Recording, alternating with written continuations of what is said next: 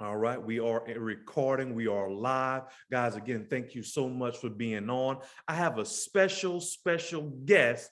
I love hearing from this woman. I've learned so much from her. I consider her a friend, not only a partner, but just, she's done amazing things. Guys, last month, you ask Ashley, Ashley will show her bank account in a second, okay? She's super duper proud of it. Last month, I think over 130,000. Am I right, Ashley? Is that correct? 131. 131. You can't forget that $1,000, okay? That's right. Come on, I earned that. Let's go. You earned that. What I think you should do every time you make over 130,000, you should donate that to my family. With being with my 5 kids, man, they can really use that type of support, and I'm sure they would appreciate it. But just think about it. Don't have to answer me now. Think about it. Guys, I'm actually excited. She has a builders meeting coming up next Friday and Saturday. I'm going to be flying out to that. She let me come. I'm just going to be a fly on the wall, listening in and seeing what you dream makers are doing. Are you excited about that meeting? Brian, that's what you think you're going to be as a fly on the wall, but no, I am going to be making you speak. So I hope you're ready for that. So yeah, okay. It's going to be a lot of fun. I definitely look forward to every year we've been doing this now. It's kind of like a builder's workshop. So, I try to always, as a partner, I like to innovate and be very creative. So I always want to up my game with every single event that we put on, right? So this one is going to be crazy because it's very interactive, very intimate setting. It's just my builders. So you do obviously have to qualify to be there. And then we are going to have so much fun because we rented out a movie theater. So we're all going to go see Top Gun Maverick. So it's going to be awesome. Super duper excited about it. Awesome. So you had to qualify to be there, similar to what we're doing now. What are the qualifications? Just curious on your event. Yeah. You've had to have earned an actual promotion. So AG2 and up. And there's son, just graduated from 5th grade. And so let's see here. You got to be AG2 and up to actually go to the builder's workshop. So, and then also it has to be a special invitation. So if you're physically building and you're not like an AG2 and up, or you've not earned your first promotion yet, then you have to be specially invited. I have to clear it through. So like, in other words, this guy's awesome. So yeah. Awesome. You can't just be an agent. You have to actively be building. I got you. Well, I'm excited. I didn't know I was going to be talking, so you might want to tell me what I'm going to. It's, oh my gosh, you're awesome. Are you kidding me? You're going to be great. All right. Well, awesome. Well, listen, we decided, wanted to do something different. Normally we'll do an interview and I'll interview and ask you some questions that I think are, relevant to what we're doing. But you've accomplished, things that not many have. You're one of now 2. You were one of 1, the original, but now one of 2, representing for the ladies. And we have some strong ladies here on 300. I know Eagle Hunter, same thing. And we got some strong builders just all around. But I asked them to, hey, you have any questions for the comments? So we're going to do our Ask a Partner Zoom session. All right, Ask a Partner. Hey. Yeah. Ready. So let's get started. I didn't even send her these questions, y'all. No. So she's put on the spot. So she's going to be real and raw. And hey, if you want to curse, I know sugar nuts is a curse word for you. Feel free to use sugar nuts as much as you like. Let me just say one thing, by the way, okay? Since I've been partner since 2019, okay? And being with, I think, 15 of you guys, right, as partners, it is so refreshing to have another young lady in the mix of partner. I mean, even just seeing her text in the partner chat is so awesome. I'm like, yes. And it's so cool just how the ability of all these great minds, and you're probably the unifier of it, Brian. Like, you are such a shepherd of men and women that you love having people to come together. And I think that you and I think the reason why we click so well is because of the simple reason that it's our spiritual gift. Like, just having that shepherding spirit of wanting to help other people. So, so I don't know where that came from, but I'm just very excited that, guys, like, we're breaking history here, like when you've got the youngest gentleman who's 27, Will Kemp, single, not married, no kids, hitting partner in a year and 11 months. And then you've got ladies now, you've got gentlemen, you've got all different ethnicities and races. Like, this is literally the best freaking business company in the entire planet. So I'm just very, very excited to be a part of it. I second that emotion, girl. If you had a collection plate, I would put some money in there, but you don't, so I'm not going to. All right, so let's get down to it. Now, guys, we had a lot of questions come in. So what I'm going to do, to be fair, if you had multiple questions, then I'm going to go ahead and, hey, down the line. And if we have time, then I'll go back up if you have multiple questions. So that way everybody gets a turn. And as much as we can get through, well, without kidnapping this young lady, she does have other things to do, we'll get through. So first question, you tell your story about how when you were at NASB, and listen, y'all, I remember when Ashley Colie started building, I don't know if you remember this, but when you first started, you had a small group of people, but you came up to me in our launch meeting and you was like, Brian, do you have anything to say, to these young men? You had like 2-3 young females. And, I saw something in you. I was like, man, this woman is enthusiastic, but you tell your story, how you were broker than broke. You had like a, I don't know, $30 a week budget for groceries. You had to sell your wedding ring to put food on the table. So coming from that, right, and you were with North American Senior Benefits, and correct me, you were maybe a couple years before you really decided, look, I'm going to go for this and go hard. So when and how did you decide it was time to go for it? Yeah, sure. So, I do believe that your journey with NASB doesn't start until you physically go all in, period. And so it's not when you get contracted. It's not when you sign the dotted line. It's not when you get hired on from your manager. It is specifically when you burn the ships and you go all in, period. So, when I got started and interviewed by Jordan Smith, that was in May of 2013. Yeah, the next month I made 5,000, the next month 6,000, the next month after that 7,000. But then I got slammed with a miscarriage, and that devastated me. Then I got hit with another miscarriage. We were trying to get pregnant with our second child. And, the doctors just said, Ashley, like, we don't understand, like, you're super healthy. And maybe you just need to go part-time with whatever you're doing if you're really trying to focus on getting pregnant. So that's exactly what I did. I went part-time with NASB, working probably about 20 hours a week. And I was making probably about maybe $2-3 grand a month then. And I think what a lot of people also don't know is I think that, how sometimes when things happen, but then it's almost as if you don't know why it's happening. It's kind of like you're in God's waiting room. And really, in other words, you're in God's waiting room because it's almost as if he's either waiting on you to change, right, before you can accept the blessing that he has before you, that's already been ordained for you.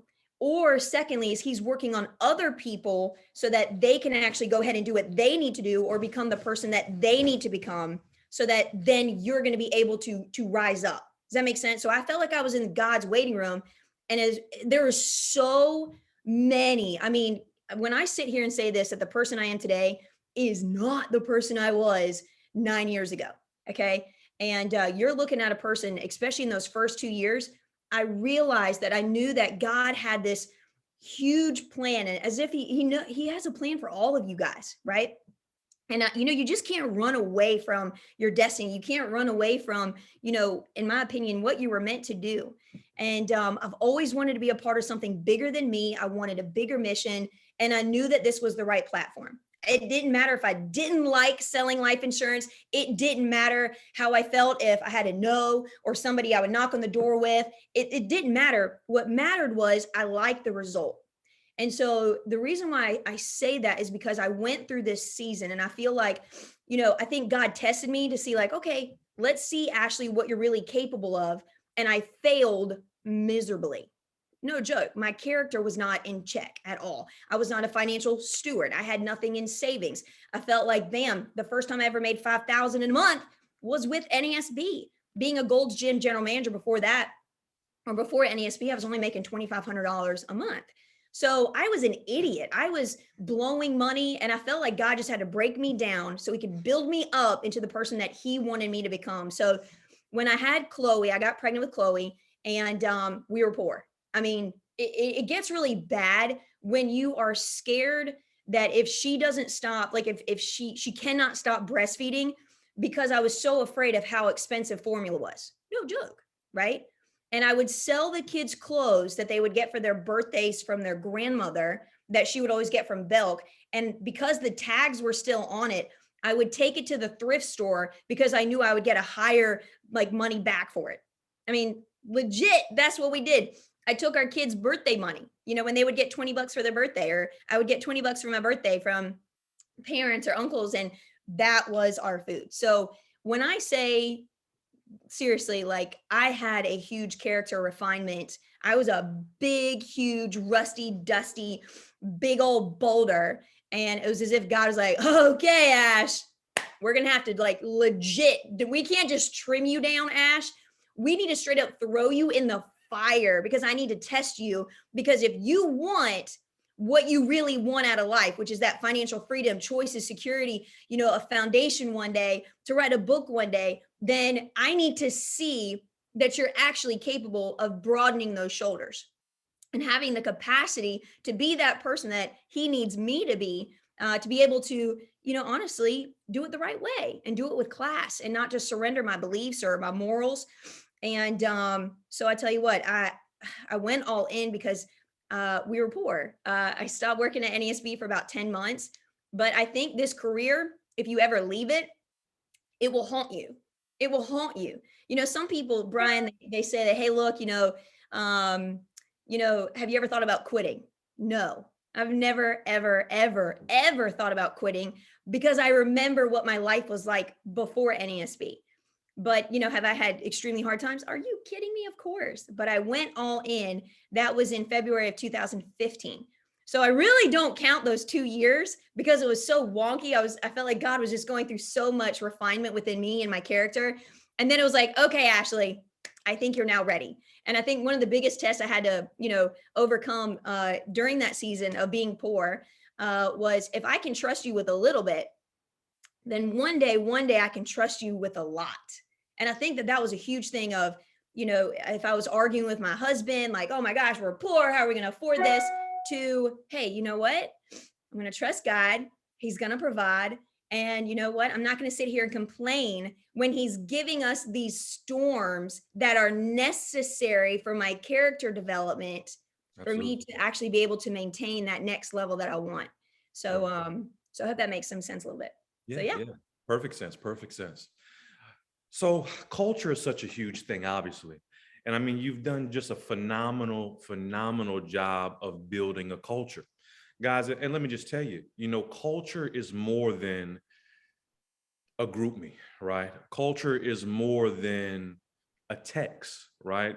Culture is something you have to cultivate. You have to build over time. Speak to how you develop your culture and what are some of the things that you've done just to continuously grow that culture. For sure. Well, I think, you know, we had a call earlier today and Jonathan Jones said, you've got to make your misery your mission. Okay, now I'll repeat that. You have to make your misery your mission. And what a lot of people don't know is that how I got started with NASB was actually from one of my very, very, very close friends. His name was Keith, and family friend. We loved his kids. And then the moment I got into business with him, he turned into, I don't know of anyone else to describe him except for like a Hitler. Okay. Emotional abuse. Nothing was ever good enough. And I would have a 5,000 AP week and he would just crush me down. Oh, Ashley, you spent $200 this week on leads. Oh, well, that's not good enough. You need to work Saturday and Sunday and go spend $400 on leads. And, you know, I just thought to myself, like, I never went above him because he literally, and again, like for any woman or any gentleman out there, I mean, you look at Johnny Depp's, you know, what's going on with him right now. If anyone's ever gone through emotional abuse, my gosh, it sucks, but you feel like you cannot go and get help, right? Because they shelter you from, oh, no, you can't go to Jordan. I didn't know Greg Bain at that point. So I just thought maybe it's me. Maybe I just can't get along with my coach and my mentor who's supposed to be building me up. There was never a high five. There was never, hey, let me get your coffee. Those things were never expected. I want to say that they were never expected. But after Tom, you start to realize like, this isn't how it's supposed to be. And the reason why I say that is to say this, that I wrote a letter to Chad Milner, Craig Harvey, and Jordan Smith. And I said, look, you got to transfer me out of this team because it's killing me inside, right? Like I can't thrive in this environment. And so they did an investigation, and he was actually treating his entire team like that. So, but someone had to stand up and say something. So they fired him, which was great. And then that's when they gave me to Greg Baden, who was this gentle giant, this calm, just a great guy. And the biggest thing he said was actually go run. Now, the reason why I say that is because of the simple nature that when you have gone through something like that, when you have the opportunity to build something, I wanted to build it because I was treated so badly in my past careers. And I wanted to, that if I had the opportunity, I really want to treat people with respect. I want to treat people with appreciation. I want to believe in them no matter their flaws, no matter what they say and then don't do, no matter what it is. I will always believe in the human spirit. I will always believe in you because I know who created you, right? But sometimes, even that's a whole other subject there, is not believing in what they say sometimes, right? But I always will believe in people. But to be able to build a culture, the coolest thing is anytime I would do something for the first time, I would always ask Greg Baden. I'm like, Greg, yo, what do you think about a Breakfast of Champions? And see, I asked that to Keith back in 2013, 14, when I tried to attempt to build. And he was like, oh, that's a terrible idea. You should, no. Don't bring people together. That's bad. You bring them all to me, literally. And so having Greg, he was so refreshing because all of my crazy ideas, he's like, well, hey, go check it out. Go try it out. And I'm like, okay. So I'm like, bam. I remember for the first time, the first event we ever did, it was 5 of our agents.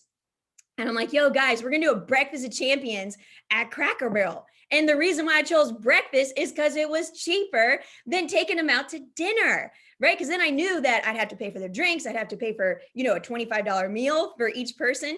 But dang, a $5.99 breakfast, that's nice. It's good.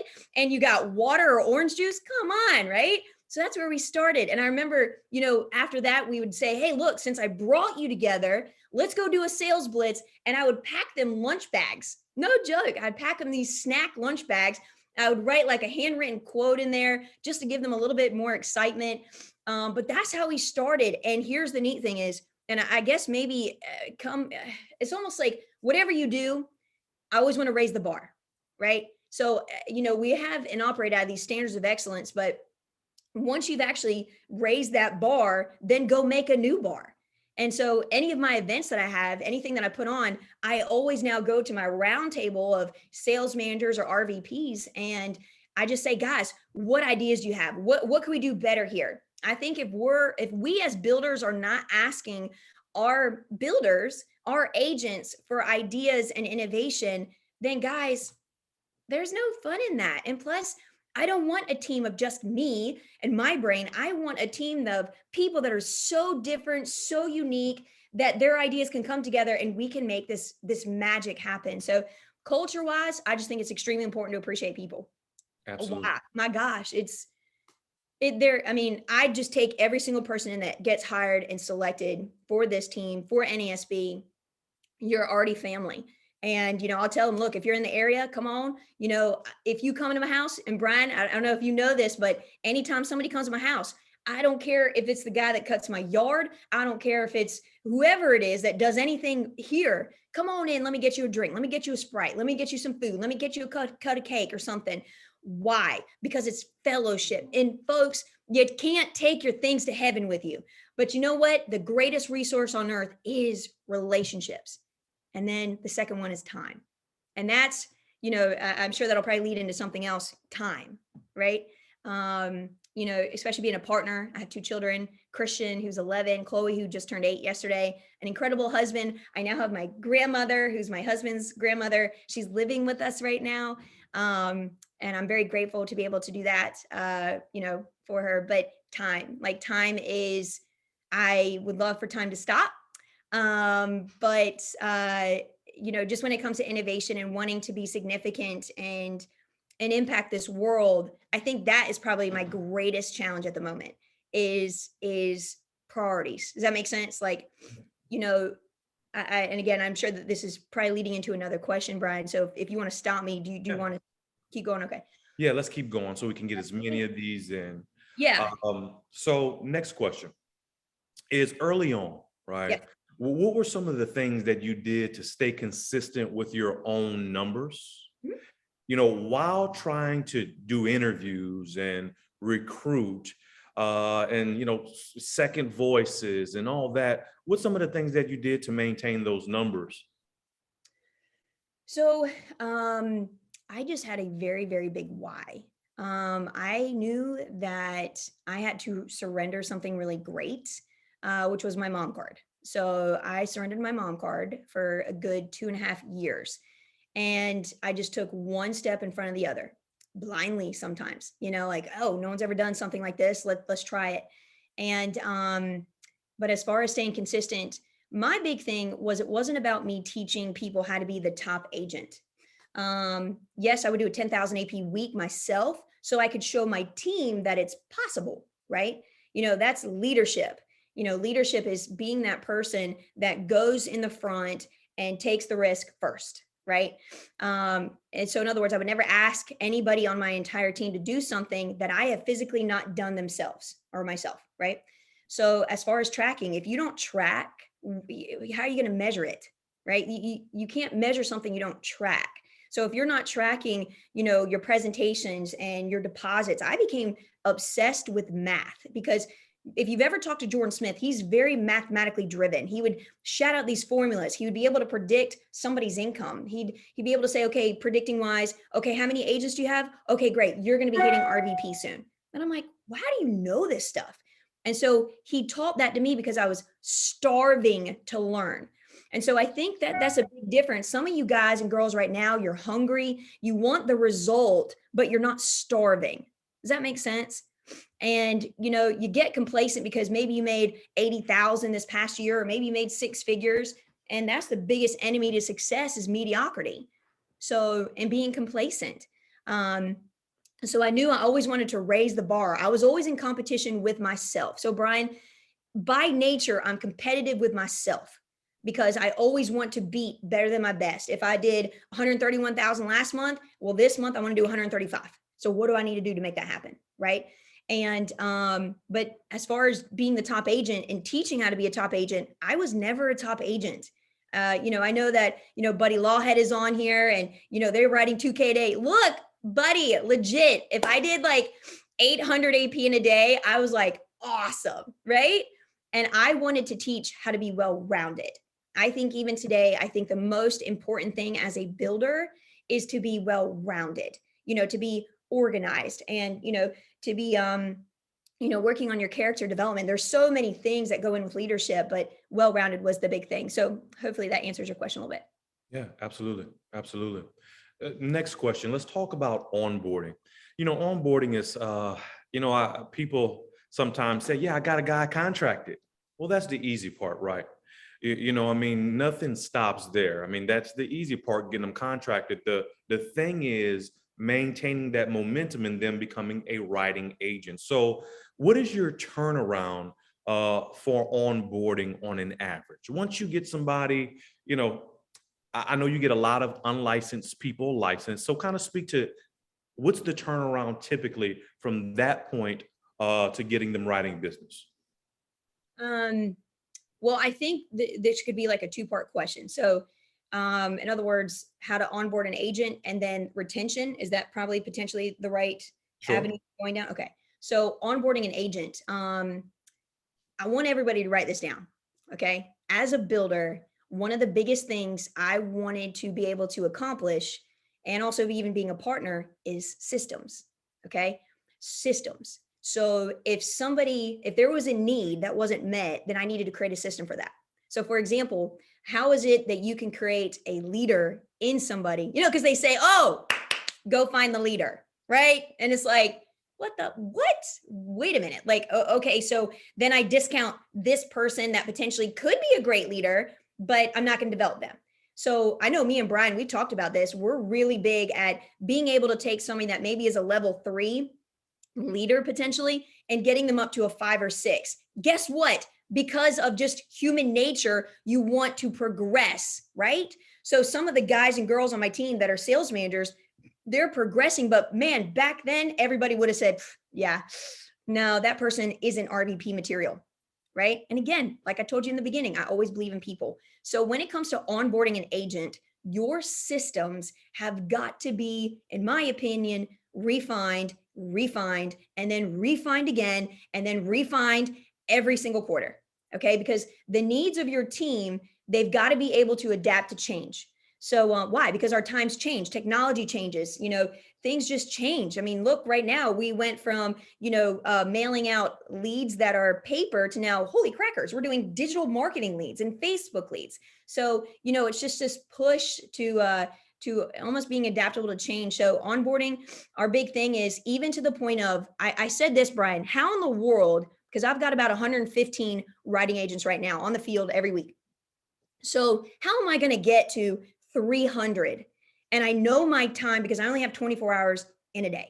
So how can I duplicate me? The way that you duplicate you is by creating systems that are simple enough that legit the average leader or builder or agent can really duplicate. So, and my biggest thing is, I never wanted an agent to feel like they weren't loved and appreciated and respected. So right out of the gate, the moment they get licensed, it's already, we have this big old agent scripts, right? So in other words, people say, well, how do you say that, Ashley? And I'm like, you know what? Hold on one second. I'm going to create agent scripts or leader scripts where you now can have my words, and you just duplicate my words, copy and paste them. So bam, the moment a licensed agent comes on board, they get a group text with their entire upline. Congratulations, welcome to NASB, welcome to the family.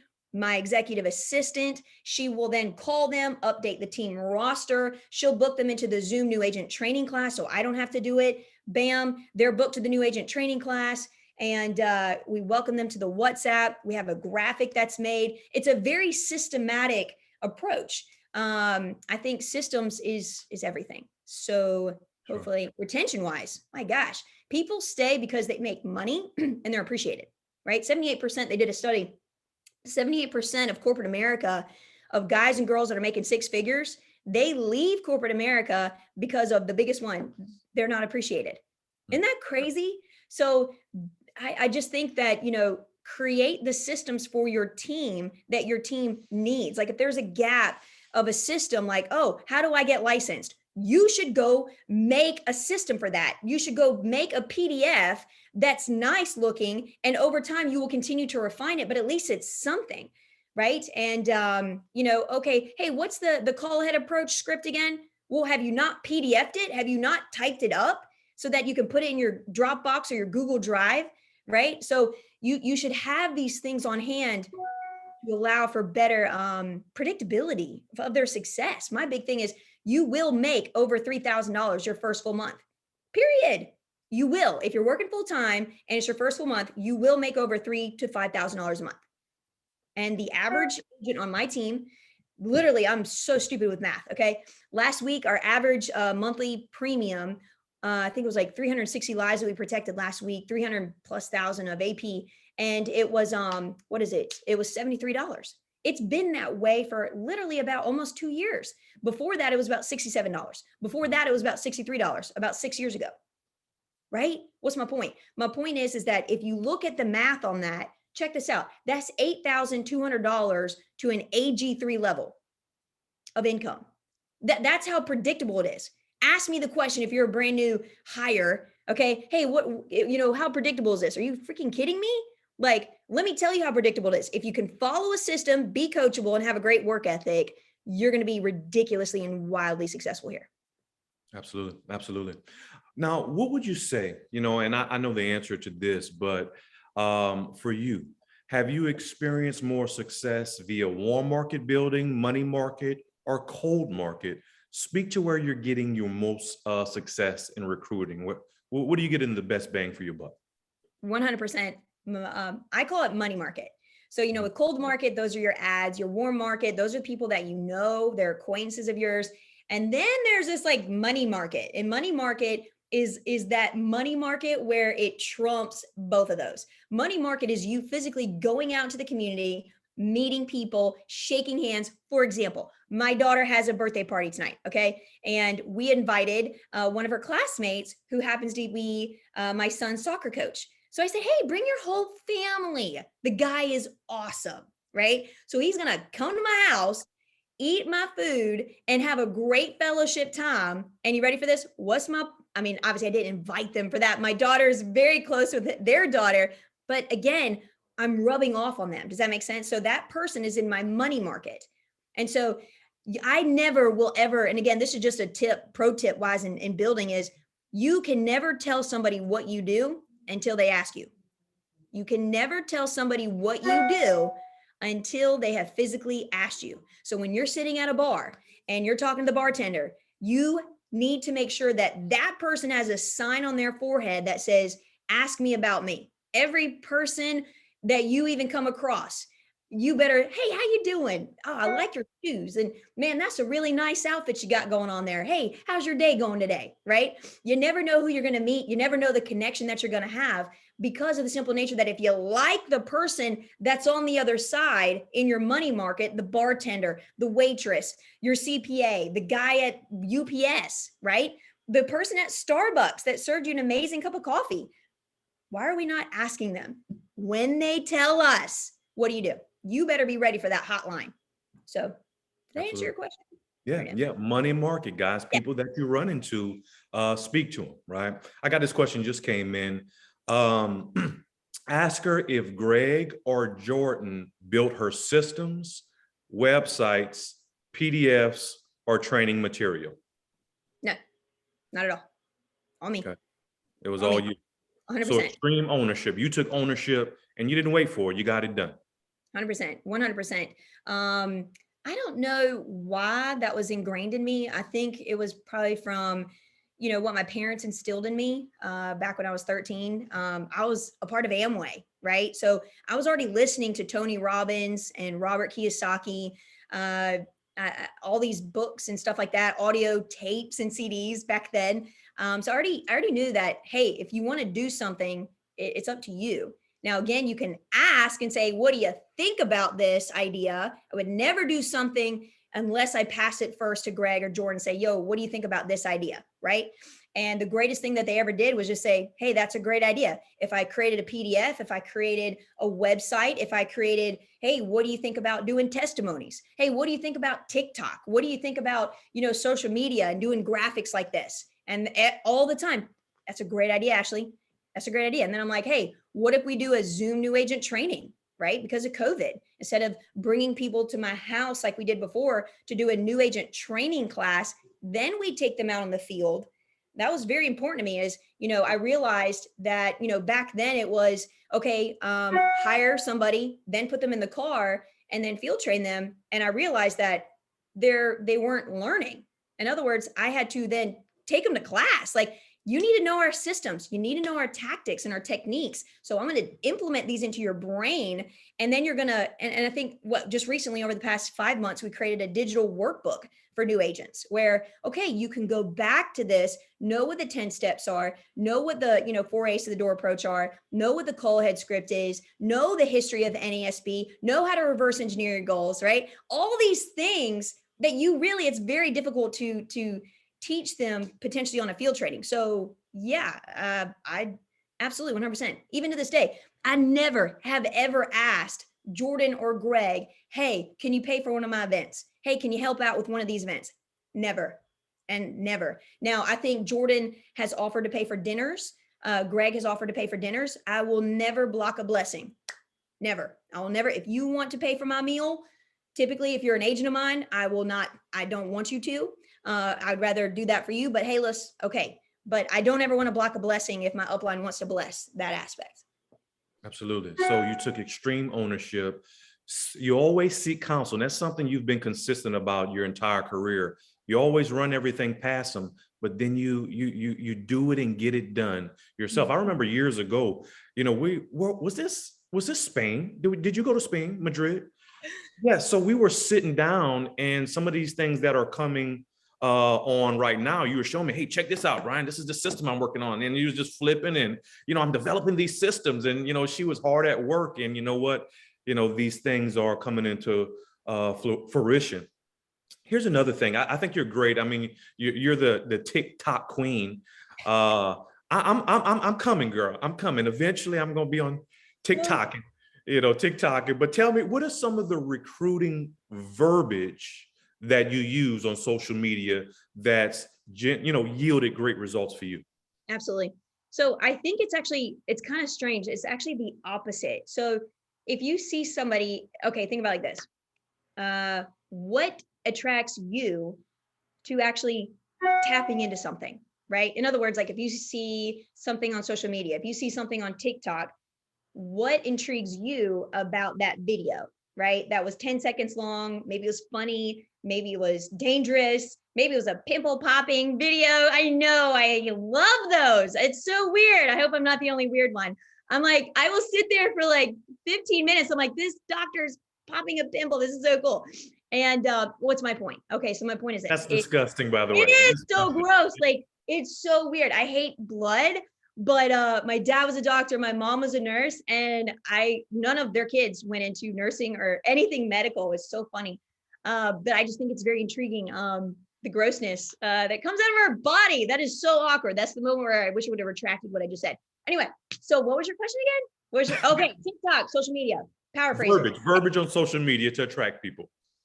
You attract them by having the life that you can live and then live it, right? So I think people get attracted to you because you're putting your, positive, I don't like saying the word positive vibes, but, putting, pictures of your kids. I love creating little TikTok videos. I think I've got a couple that I've got to create right now. It takes like literally 2 minutes to create a TikTok video. And, but people will start to literally just they get pulled into your world because they see you doing really cool things and having great experiences. If all you ever post about is, hey, I'm hiring at NASB, literally, I'm like, oh my gosh, let me hide from this person. Okay. I love Max Graham's approach where anytime somebody has a birthday, go ahead and message them. Don't do it on their little commenting, like comment on their, timeline. You need to go message them and say, hey, happy birthday. It's been so long. I haven't seen you since high school. How's it going? That's how you start it. I think, people want this magical power phrase of how to pull people in, but really you pull people in by your lifestyle. You pull people in by your gratitude, your humility. What are you doing in the community, right? What are you doing to serve other people? People are on Facebook and social media because they want to escape from their life. So give them the life that they physically would want to live, right? And we have that platform that they can be able to do that. So, I remember when I was before like just a sales manager, and I would just, oh my gosh, I'm with Miss Johnson today. Woo, I'm going to protect the life.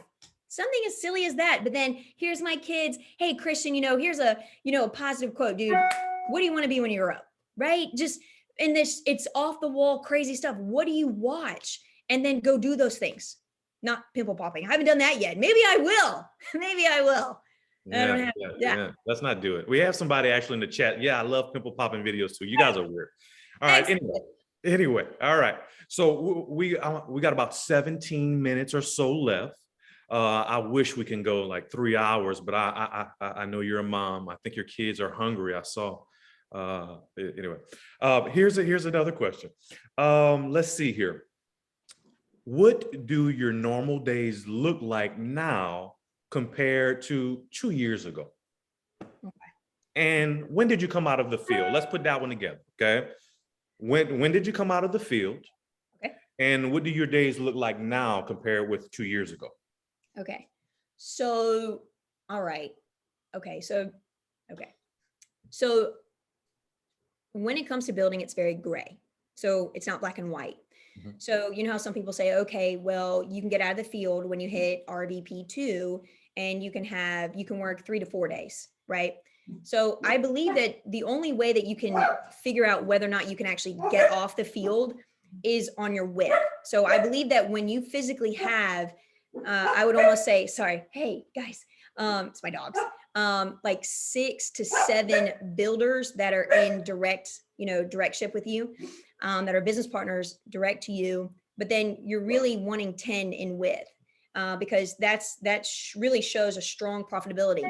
For these folks that are stacking people, hey, that it's a great way to do it, honestly. But the challenge is, what if that team leaves? I've had sales managers leave. I had a partner that left, right? So, you've got to have a strong wit there to be able to gauge, hey, can I get out of the field? So kind of what I say is, if you hit RVP3, you can actually have one day off where you're physically at home working, right? So 4 days on, you're still field training. And then RVP2, as long as your width is good, then you can have 2 days off. So maybe it's a Monday and Friday, and you're getting a lot of work done, in and ups, refining your systems, just doing interviews, building your team, and then those 3 field training days. And then once you hit junior partner, again, as long as your width is good, I typically will say, hey, look, you still need to work out there. But if you're an RVP, typically 3 and up, you should never, ever, ever, ever go to work by yourself, because you're way too invaluable. Okay. You're way too invaluable to, hold on one second. Hey, Dustin. Sorry. We have I thought it was your son barking at you because he was waiting for breakfast. I don't know where Dustin is. Hey, Dustin. That's how we do things around here. D. Hold on. You guys can be my bounce guy. Hold on one second. Hey, D, can you get the bounce guy? Sorry, I'm like, literally, I've got so many balloons here. No. Hi. No. Hi. Hold on one second. Hi. You can go in the backyard if you want to. Okay. And that's where it is. And my husband will meet you back there, okay? All right. Thank you. Come on, Charles. So sorry, you guys. Mia, Charlie, come on. I'm sorry, Brian. Charles is an attack dog. Jeez. Look at him. You can see him. Can you see him? Charlie, Mia, come here. I thought that was a pit bull. I know. She acts like it. Come on, Mia. Let's go inside. Come on, boo-boo. All right. Awesome. Sorry about that. Okay. We've got, hey, you want to hear something cool? So we've got this, it's called human foosball. Okay. So it's like a human foosball, adult foosball game. Like you can kick a ball. It's crazy. Anyway, what was your question again? I got sidetracked. When did you come out the field? And you was talking about, when do you come out the field? And yeah. As long as your width is good, so for the past 2 years, oh my gosh, I will field train if it's somebody directs me, okay, or if somebody gets sick, down in depth. But if I field train agents, now okay, so let me retract there, delete, right? Okay, here we go. If I have somebody that is direct to me, let's say, let's take Katie, okay, and she's a new builder of mine, right? I'm going to be in the car with her for like 2 days with her brand new agent, and I'll be sitting in the back seat so I can watch her as she critiques her brand new agent. I would say it's not a big failure, but one of the things I noticed is we are great at developing agents, but what we need a lot of work in is developing leaders.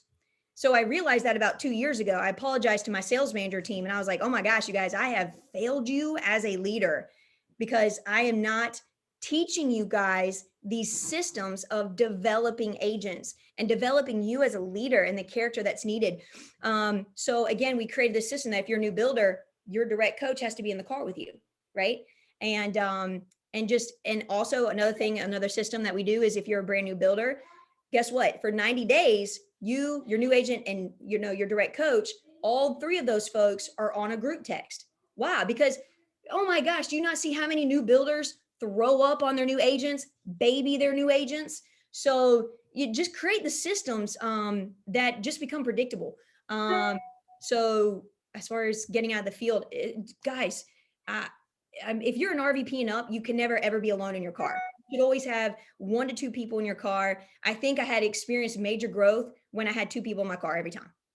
Mm-hmm. Literally, it's weird the first time you do it, but once you do it, you maximize your time. So why not have 2 people that you're field training, put them in the car, boom, and you are just maximizing your time. It's awesome.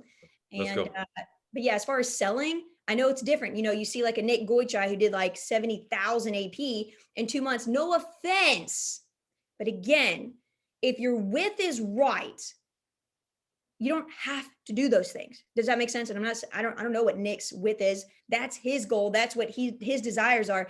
But the way I see it is, if you're looking at me as a full partner and I'm out in the field every single day, you're going to say, why in the Cracker Jacks?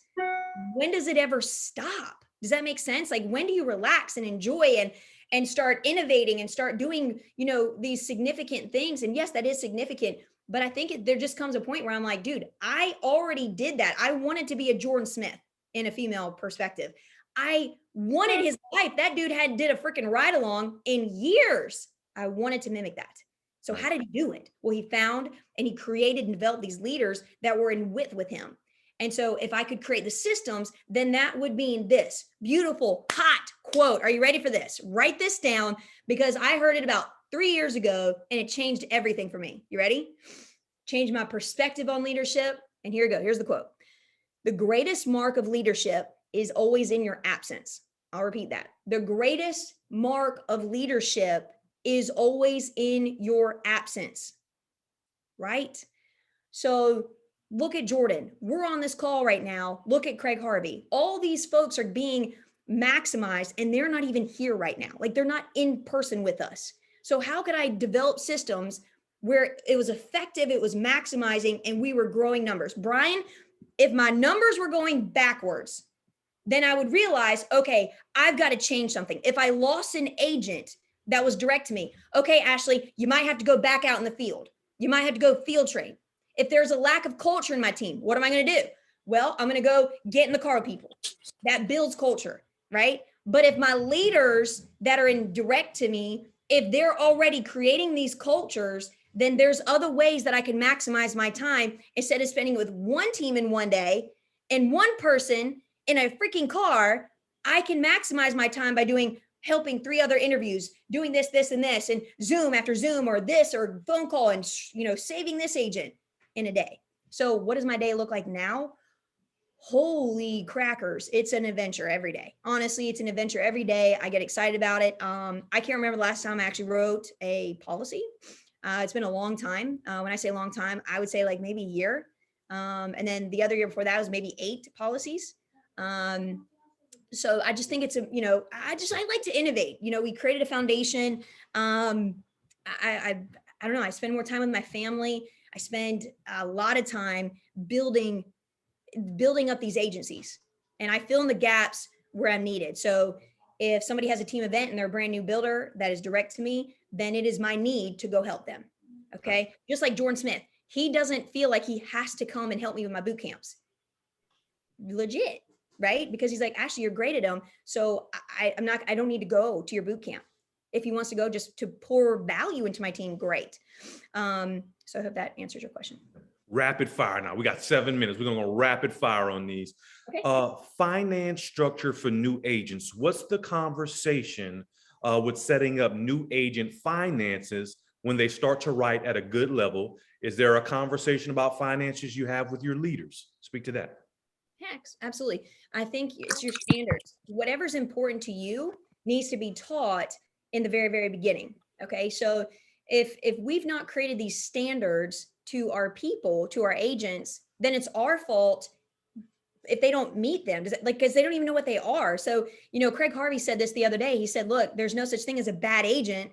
There's only bad trainers, right? So again, same concept. If I wasn't developing leaders a couple of years ago, that's my fault. So what do I need to do to develop strong leaders that are at, that national sales manager and RVP, et cetera?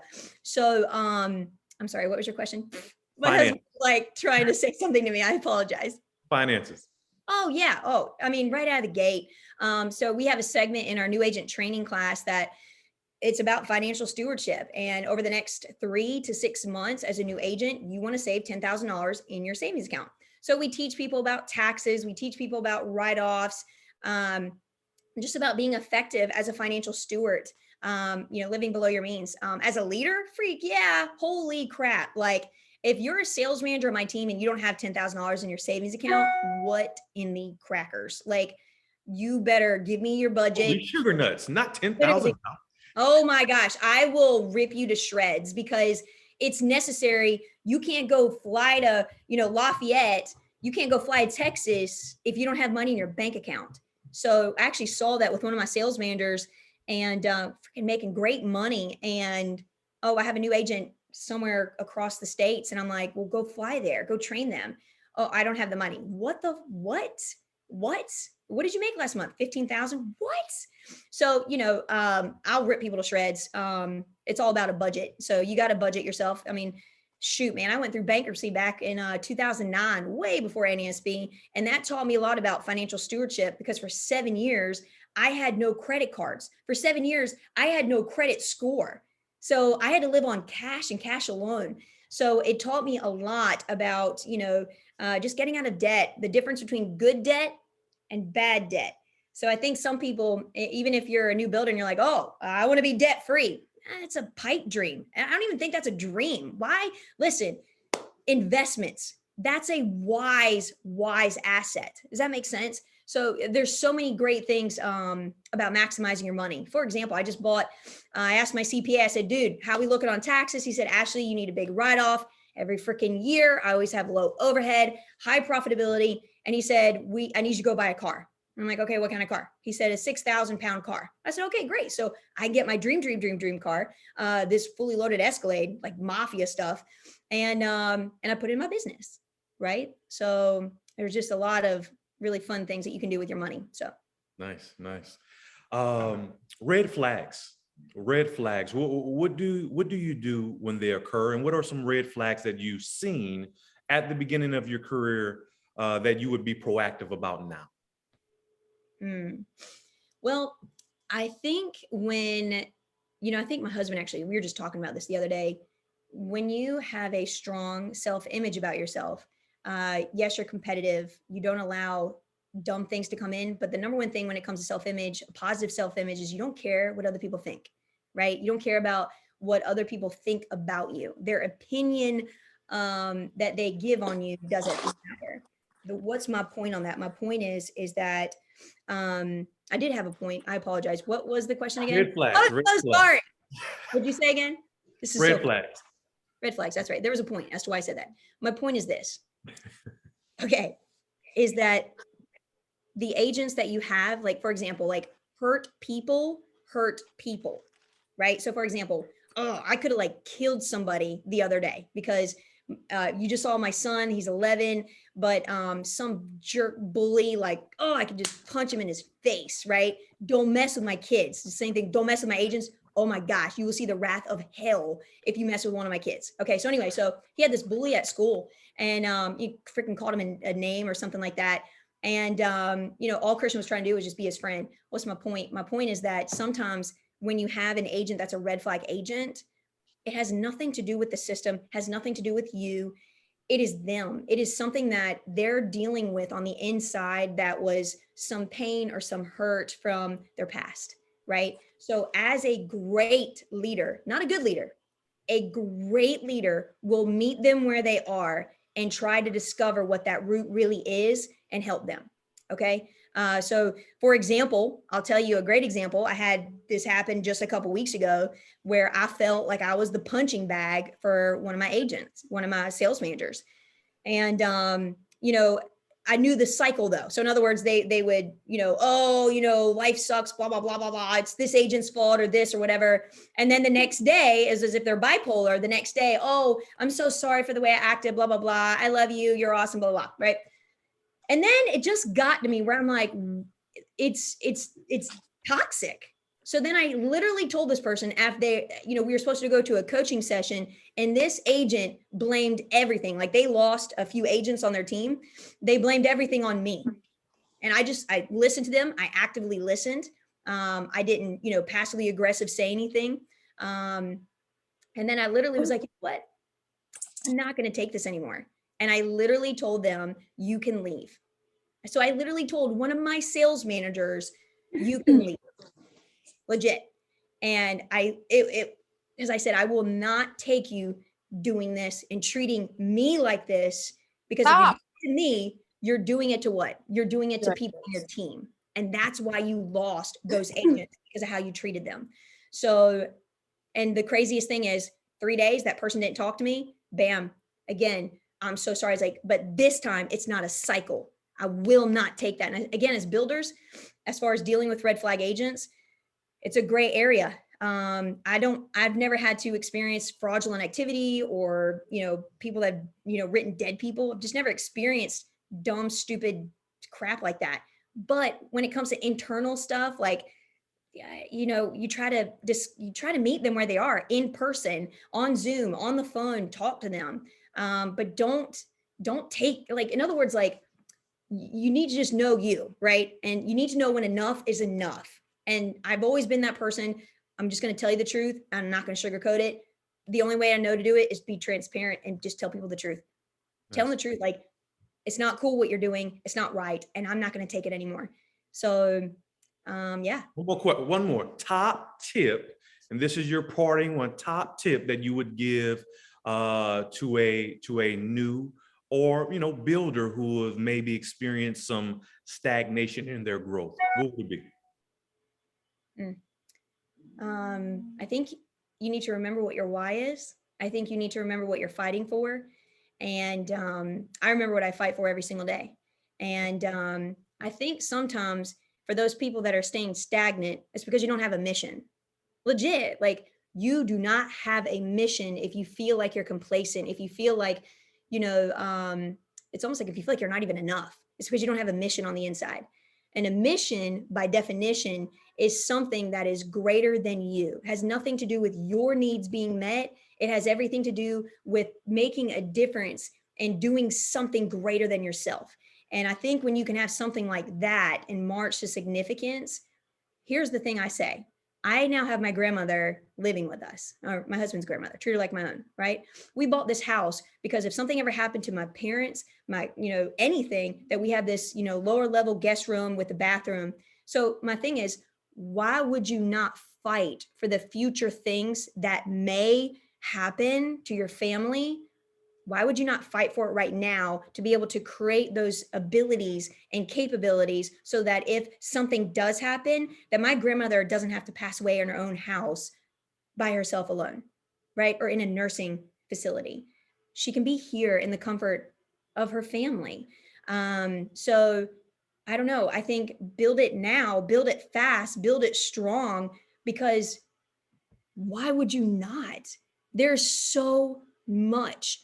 There's so much to do. There's so much to see. There are so many lives that need to be impacted out there, and it's you. And I realize that when you have money, people listen to you. Okay. And for me, my greatest thing here, I'm grateful that God gave me this platform, but I also understand the responsibility of it as well. Right. So it's just this, you make more, you can give more back.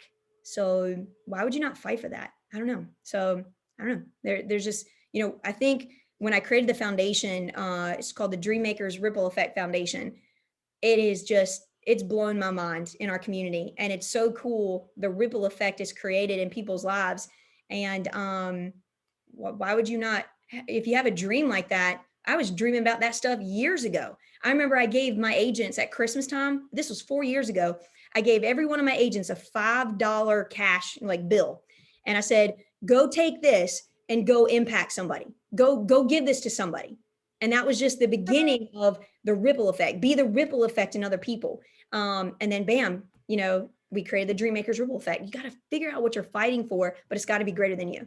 That's why you're stagnant. That's why you're complacent. That's why you lost your freaking fight. As human beings, we were made to fight, right? That passion in your eyes, that excitement. And just like I said, in that freaking bully with my son, boy, I was ready to go to the freaking school and like beat somebody up. Obviously, that's not the right thing to do, but it's almost like beat somebody's mind up. Does that make sense? Absolutely. And so that I could, I don't know, leverage impact somehow. So I don't know, there's just too much out there. There's too much sickness. There's too much crap that's going on in this world. I want to be a part of that. So I'm grateful that we get to be a part of that. And also I wanted to be that person in my family that, hey, look, if anyone needs anything, hey, we're those people now. So we broke that generational curse in my family. So phenomenal. Ashley, don't beat up any kids. You make too much No, bread for that girl. You know what I'm saying? We can hire somebody. I know some folk who I will beat know. up kids for a small fee. Call me, all right? We'll talk after this. All right, well, phenomenal job. Listen, guys, stop making excuses. The opportunity is here to change your life, change your family's life. What is your why, right? And like she said, words of wisdom, go out and fight for it every single day. Guys, thank you so much for tuning in. Love you guys. Appreciate each one of you. Let's go out and have a big day. Ow!